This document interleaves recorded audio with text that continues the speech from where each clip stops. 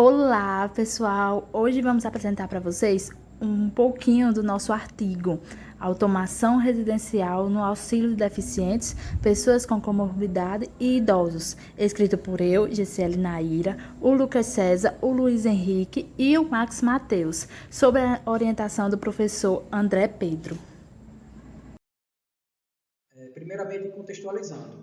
O avanço tecnológico nas últimas décadas transformou de maneira rápida e imprevisível a nossa sociedade e, principalmente, a maneira com que as pessoas interagem e convivem. A comodidade e a praticidade que a tecnologia proporciona à sociedade já não causa mais tanto espanto quanto a criação do smartphone e a criação da própria internet causou na geração passada. Estamos cada vez menos surpresos com a criação de novas tecnologias e menos crentes que alguma tecnologia revolucionária, como foi a internet, possa surgir para nós. Entretanto, a própria internet ainda é um oceano azul com infinitas possibilidades de inovação para a sociedade. A inteligência artificial, a internet das coisas e a automação residencial ainda são pouco conhecidos pela grande maioria das pessoas. Entretanto, são temas que refletem para onde a tecnologia está caminhando, pelo menos a curto prazo, e de fundamental importância para todos aqueles que vivem em sociedade e desejam ainda mais comodidade e praticidade em atividades rotineiras. A automação residencial é uma grande aposta para facilitar ainda mais a vida de todos.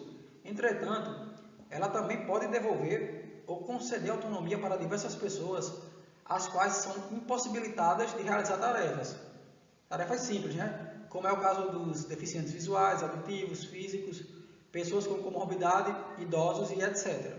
E é por essa linha de raciocínio que iremos prosseguir. Boa noite, professor. Boa noite, colegas.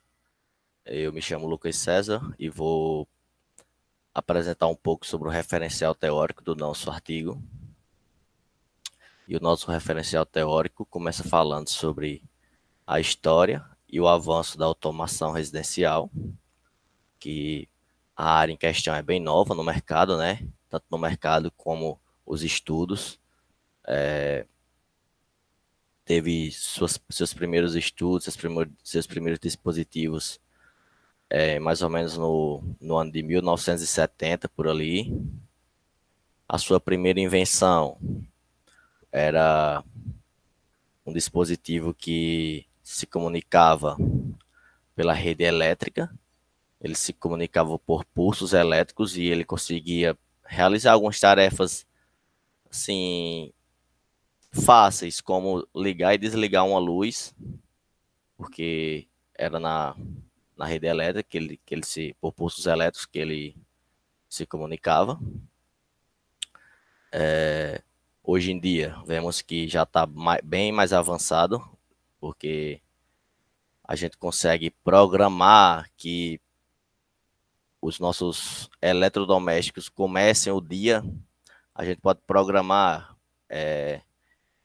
que de 7 horas da manhã toque o despertador, a cafeteira comece a fazer o café, o robozinho aspirador comece a rodar em casa já, as persianas se levantem, ajudando o sol a nos acordar também, comparado a isso de antes, O que alguns 50 anos aí vem esse avanço na área de pesquisa e estudo, é algo bem recente,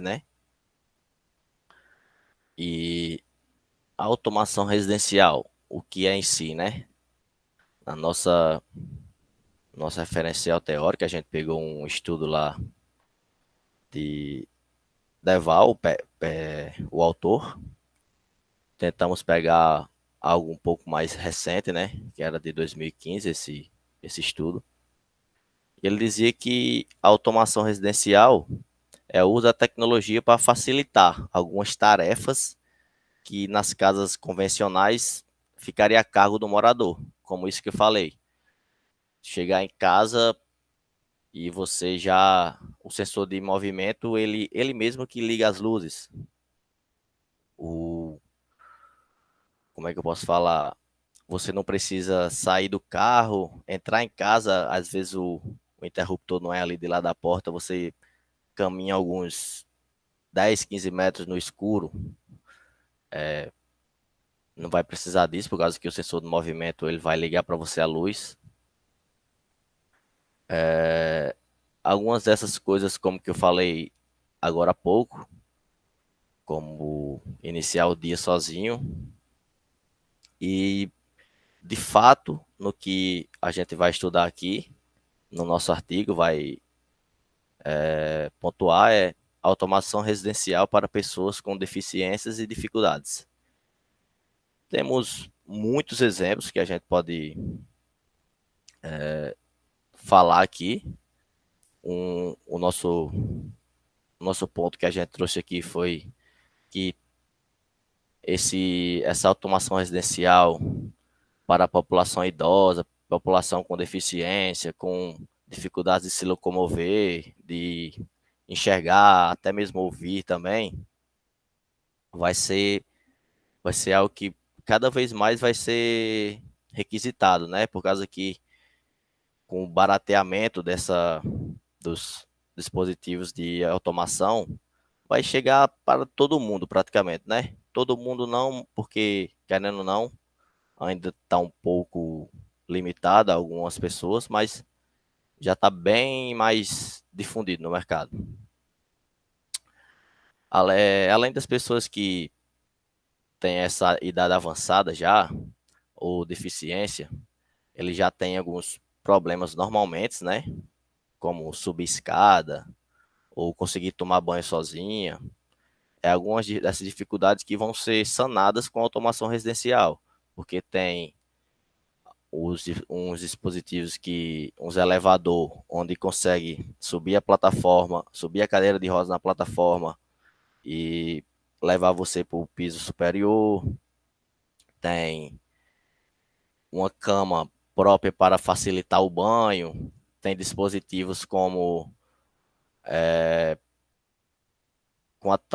para guardar remédio, que pessoas com Alzheimer vão receber um alerta no celular caso elas não abram aquele frasco na hora de tomar o remédio. Deu 16 horas e essa pessoa tem que tomar o remédio, só que ela tem Alzheimer e não lembrou. Mas vai chegar um alerta no celular, vai tocar um alarme. Ou também, caso não abra, vai chegar uma mensagem lá na pessoa que é responsável por esse idoso, dizendo que ele não tomou o remédio. E muito mais outras.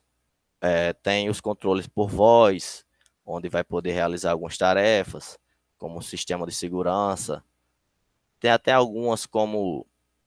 Tem essas pessoas que gostam de cultivar seus jardins e tal, não só falando nessa parte de segurança mesmo e bem-estar. Tem pessoa que gosta de um hobby de cultivar seu jardim, ativar o sistema de para aguar o seu jardim por voz, não precisar sair, descer a escada, pegar a mangueira. Tipo, ele vai conseguir realizar aquele hobby de cuidar do seu jardim, mesmo com essas dificuldades. E agora a gente vai falar sobre muitos exemplos que já tem ou que poderiam ter durante o resto da apresentação. Olá, dando continuidade a essa apresentação, nós podemos destacar aqui 3 pontos no qual esse trabalho engloba. Sendo o primeiro dele evidenciar as dificuldades no cotidiano que atingem deficientes e idosos, pois, como é um conhecimento comum, deficientes e idosos possuem certas limitações, sendo elas podendo ser mobilidade limitada, surdez, dificuldades para enxergar, e coisas desse tipo limitam a capacidade de realizar algumas atividades. E esse trabalho chega aqui para evidenciar essas dificuldades e procurar soluções através da automação residencial. Também para desconstruir estereótipos, porque quando nós pensamos em automação residencial, muitas vezes nos remetemos a um modismo, a uma questão de luxo. Mas não, essa ferramenta está hoje presente no nosso dia a dia para facilitar diversos fatores, diversas necessidades nossas, como de deficientes e idosos. e também demonstrar possibilidades de amenização desses problemas com automação residencial, que é a própria aplicação da automação residencial para suprir essas necessidades, ou pelo menos amenizar. Quando falamos de automação residencial, nós podemos destacar algumas áreas onde ela é aplicada de forma mais comum, como na questão audiovisual, iluminação, controle de acesso e controle de sistemas. Na questão audiovisual, nós podemos destacar algumas aplicações, como por exemplo portas no qual as pessoas simplesmente possam dar um comando de voz para abrir, portas, janelas, ar-condicionados também, câmeras, televisores, tudo isso vai facilitar, vai dar acessibilidade, principalmente a pessoas que têm uma limitação nessa mobilidade. Que esses já são benefícios, né? Porque uma pessoa com limitação na mobilidade não vai conseguir chegar até uma porta para abrir uma janela, ou ligar até mesmo o ar-condicionado, às vezes o controle está longe. Então, se tiver tudo ali, a palma da sua mão, na palma da sua mão, ou simplesmente você precisar falar, isso vai de caso em caso. Para cada necessidade, você vai poder abordar de uma forma, e essa forma vai ser a que melhor traga benefícios para a pessoa. Não temos como falar de automação residencial sem destacar a iluminação, porque é uma das primeiras coisas que nós pensamos, os sistemas de iluminação. E existem diversas formas de realizar essas aplicações, seja controlar por comando de voz, smartphones, tablets, ou até mesmo sensores, horários programados também. Como assim? Bem, você ter ali uma possibilidade de realizar aqueles comandos simplesmente pela sua voz já é algo bem acessível.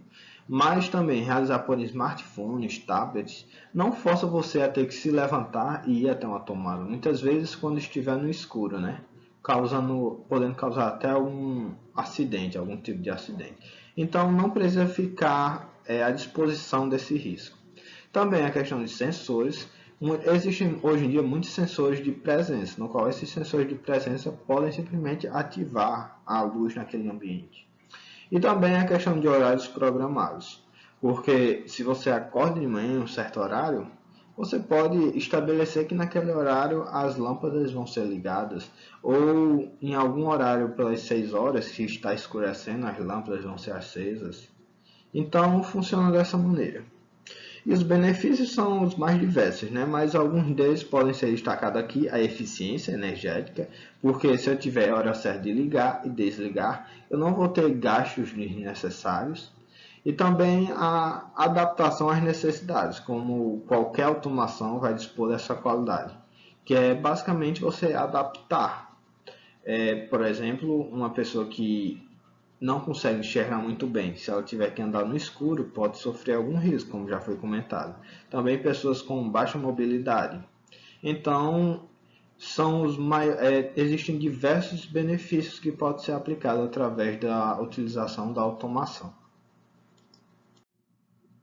Bem, quando nós pensamos na automação, no controle de acessos, nós nos remetemos normalmente a grandes organizações, grandes empresas que tem a questão do acesso controlado por biometria, senhas, cartões magnéticos, mas nós podemos trazer isso também para a questão residencial, automação residencial. Porque no momento que eu instalo uma biometria, torna ainda mais acessível para os residentes ali. Por exemplo, uma pessoa que tem dificuldade em ver as coisas, uma pessoa cega, pegar uma chave e encaixar na fechadura pode ser um trabalho bastante complicado.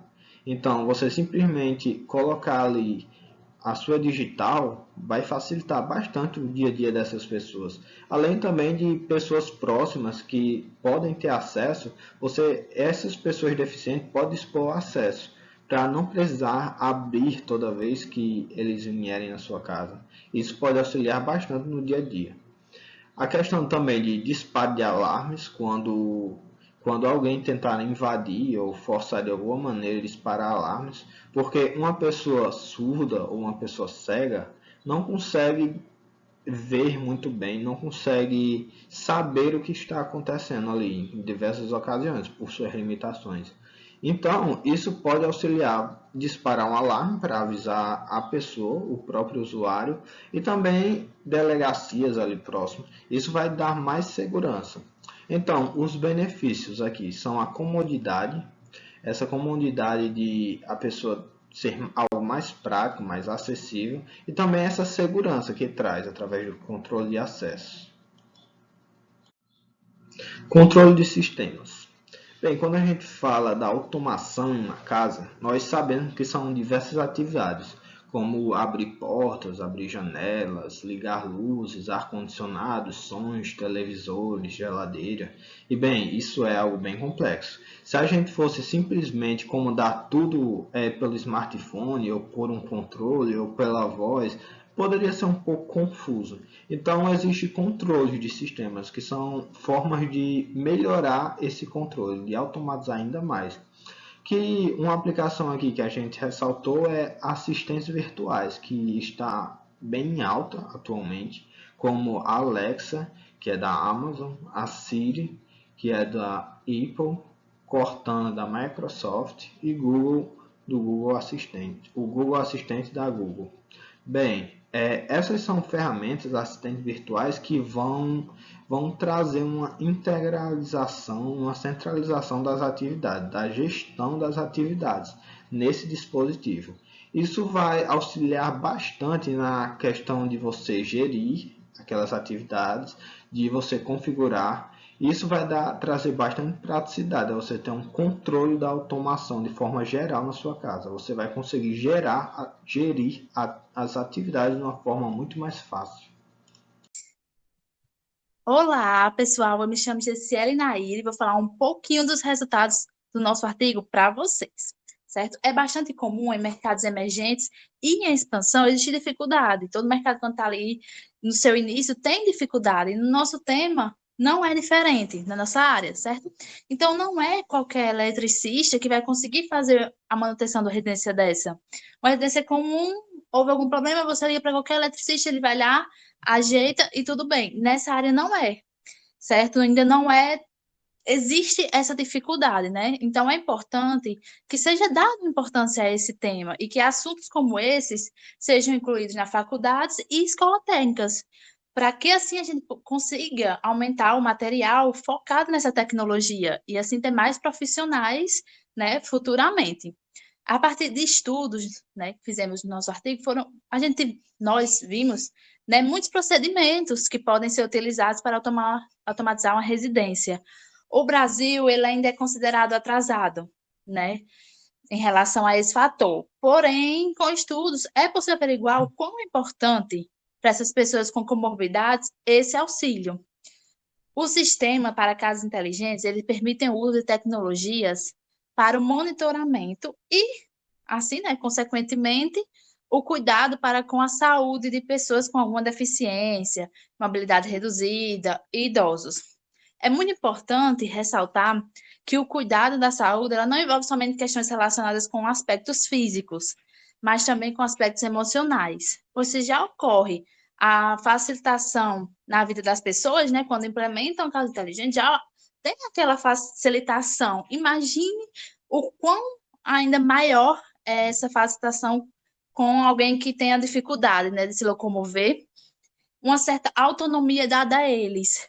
Eles se tornam capazes de desligar ou ligar um equipamento de onde estão, seja em cadeira de rodas, sujeitado numa cama, sem precisar ocupar outra pessoa, né, uma terceira pessoa, uma segunda pessoa.